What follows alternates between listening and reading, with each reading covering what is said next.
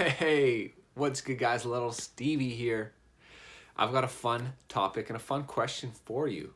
This is something that I want you to consider, and please do let me know in the comments if you like.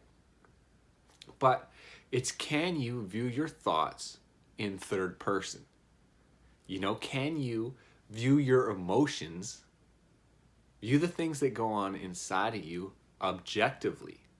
Because I feel like as a society, as a whole, one of the problems that we have is we get so caught up in our thoughts, which produce emotions, and we're so deep inside them, they're like controlling us. And we feel it on a visceral level, like our body. When you have like a bad thought, I'm inadequate, I'm just not enough.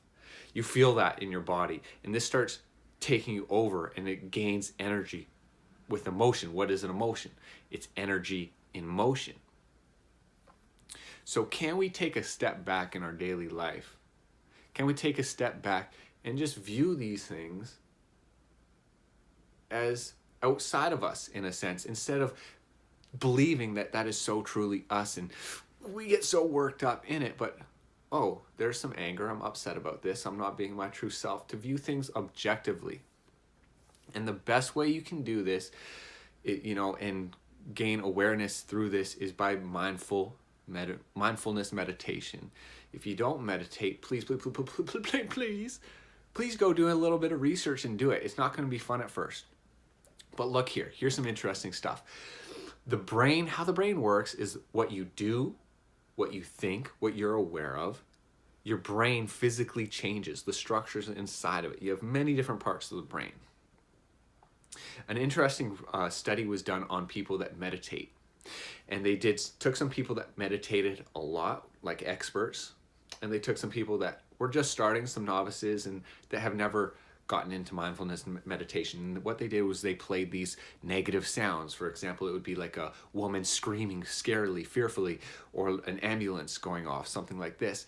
And the people that meditated a lot, their amygdala, a part in their brain, was activated far less. And what the amygdala does, it's a tough word, man, who created this shit? The amygdala, blah, blah, what that does is it's constantly scanning life outside of you for threats to your survival. And when it goes off, it puts you in that mode, that fight or flight mode. You know what I mean?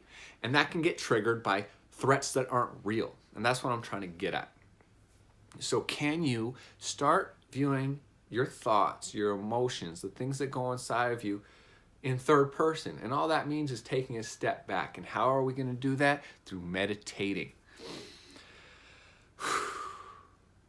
I enjoy making these videos because it gets me thinking also.